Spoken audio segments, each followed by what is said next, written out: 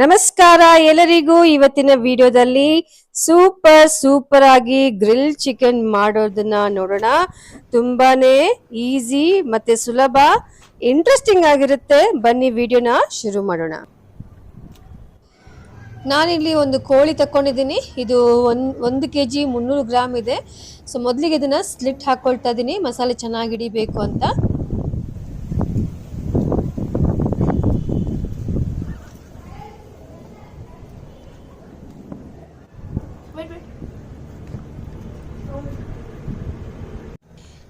ಒಂದು ಕಪ್ಪಷ್ಟು ಗಟ್ಟಿ ಮೊಸರು ತಗೊಂಡಿದ್ದೀನಿ, ಸಣ್ಣ ಕಪ್ಪಷ್ಟು.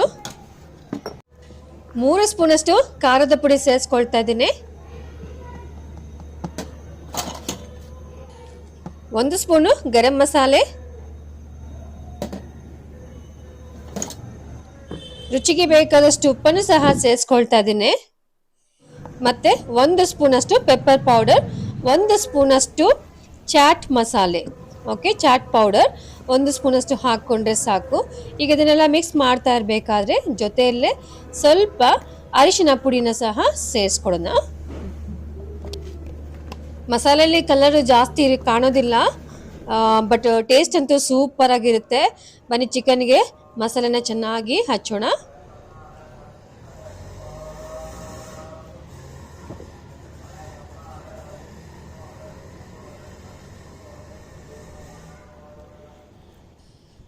ಇಲ್ಲಿ ಯಾವುದೇ ರೀತಿಯಂಥ ಆರ್ಟಿಫಿಷಿಯಲ್ ಕಲರ್ ಹಾಕದೇ ಇರೋದ್ರಿಂದ ಯಾವುದೇ ಕಲರ್ ಕಾಣೋದಿಲ್ಲ, ಬಟ್ ತುಂಬಾ ಟೇಸ್ಟ್ ಆಗಿರುತ್ತೆ.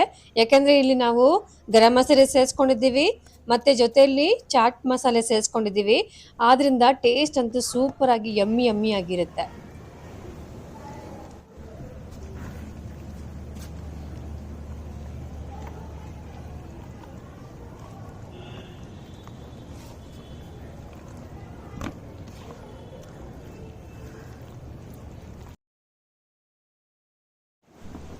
ಮಸಾಲೆ ಚೆನ್ನಾಗಿ ಮಿಕ್ಸ್ ಮಾಡಿದ್ದೀನಿ. ಇದನ್ನ 1 ಗಂಟೆಗಳ ಕಾಲ ಊರಿಡಬೇಕು. 1 ಗಂಟೆಗಳ ಕಾಲ ಒಂದು ಪ್ಲೇಟನ್ನು ಹಾಕಿ ಮುಚ್ಚಿಡೋಣ. ಚಿಕನ್ ಊರ್ತಾ ಇರಬೇಕಾದ್ರೆ ಬೆಂಕಿಗೆ ರೆಡಿ ಮಾಡ್ಕೊಳ್ಳೋಣ.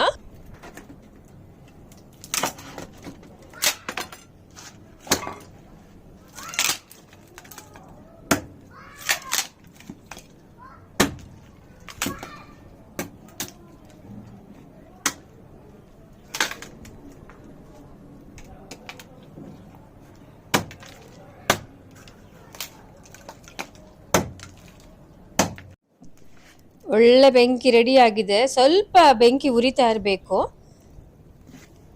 ಹೀಗೆ ತುಂಬ ಬೇಡ, ಸ್ವಲ್ಪ ಲೈಟಾಗಿ ಹೀಗೆ ಬೆಂಕಿ ಉರಿತಾ ಇದ್ರೆ ಚೆನ್ನಾಗಿ ಬೇಯುತ್ತೆ. ಇದು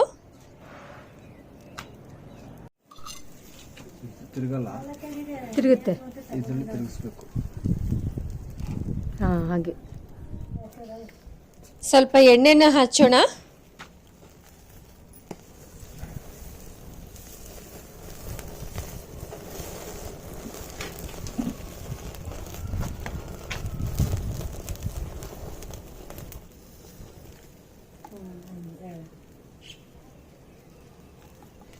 ಸ್ವಲ್ಪ ಎಣ್ಣೆ ಹಚ್ಚಿ ಹಾಗೆ ಮುಂದೆನೆ ಹಾಕಿ.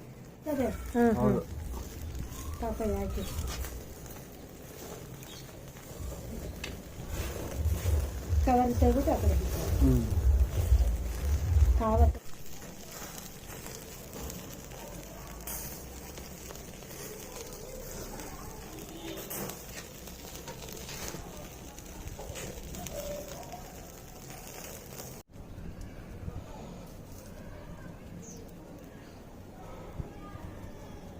ನೋಡಿ ತೆಗಿರಿ.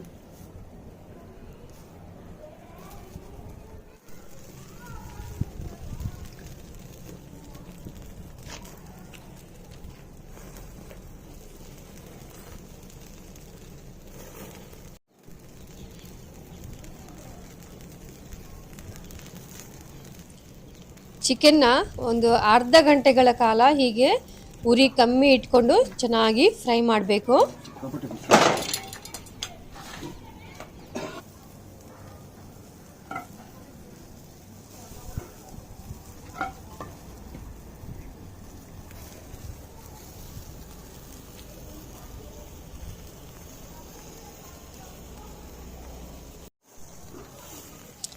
ಹಾಂ, ಈಗ ನೋಡಿ ಚಿಕನು ಚೆನ್ನಾಗಿ ಬೆಂದಿದೆ, ಸೂಪರ್ ಆಗಿದೆ. ಸ್ವಲ್ಪ ಬಿಸಿ ಆಡಿ, ತುಂಬ ಬಿಸಿ ಇದೆ, ಸ್ವಲ್ಪ ಬಿಸಿ ಆದ್ಮೇಲೆ ಕಟ್ ಮಾಡೋಣ.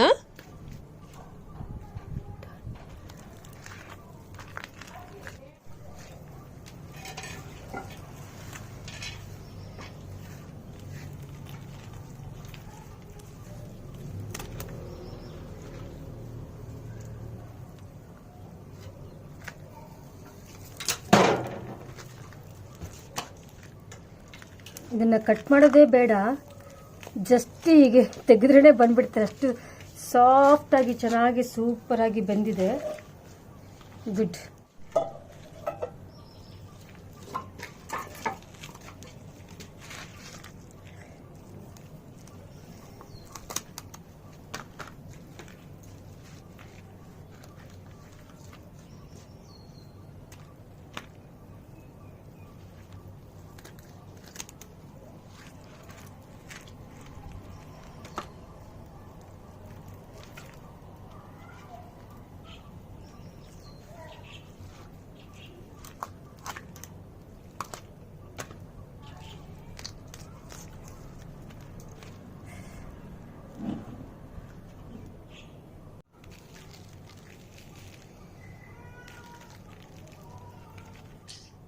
ಸ್ವಲ್ಪ ಈಗ ಮೇಲೆ ಖಾರದ ಪುಡಿನ ಸೇರಿಸ್ಕೊಳ್ಳೋಣ, ಹಾಗೆ ಸ್ವಲ್ಪ ಉಪ್ಪನ್ನು ಸಹ ಸೇರಿಸ್ಕೊಳ್ತಾ ಇದ್ದೀನಿ. ಇದು ಲಾಸ್ಟಲ್ಲಿ ಮಸಾಲೆ ಹಿಂಗೆ ಹಾಕಿದ್ರೆ ಟೇಸ್ಟು ಇನ್ನೂ ಸೂಪರಾಗಿ ಚೆನ್ನಾಗಾಗುತ್ತೆ. ಖಾರದ ಪುಡಿ ಉಪ್ಪು ಸ್ವಲ್ಪ ಹಾಕಿದ್ಮೇಲೆ ಸ್ವಲ್ಪ ನಿಂಬೆಹಣ್ಣನ್ನು ಸಹ ಸೇರಿಸ್ಕೊಳ್ಳೋಣ, ಅಂದರೆ ನಿಂಬೆಹಣ್ಣಿನ ಜ್ಯೂಸನ್ನು ಸೇರಿಸ್ಕೊಳ್ಳೋಣ.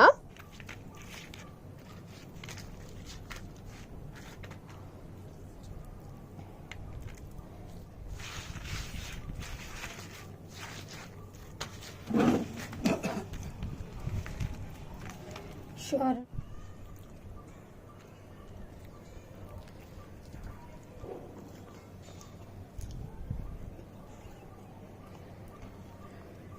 How's it? Nice? Very nice. ಏನಾದರೂ ಹೇಳಿ ಅಲ್ಲ. I'm busy. Enjoying? Yes. Enjoy. So friends, ನೋಡಿದ್ರಲ್ಲ, ಗ್ರಿಲ್ ಚಿಕನ್ ಸೂಪರ್ ಆಗಿ ರೆಡಿ ಆಗಿದೆ, ಟೇಸ್ಟಿಯಾಗಿ. ಸೊ ನೀವು ಸಹ ಈ ರೆಸಿಪಿನ ಮನೆಯಲ್ಲಿ ಮಾಡಿ, ಮತ್ತೆ ನಿಮ್ಮ ಫ್ಯಾಮಿಲಿ ಒಟ್ಟಿಗೆ ಕುಂತು ಖುಷಿಯಾಗಿ ಊಟ ಮಾಡಿ, ಮತ್ತೆ ಎಲ್ಲರೂ ಖುಷಿಯಾಗಿರಿ.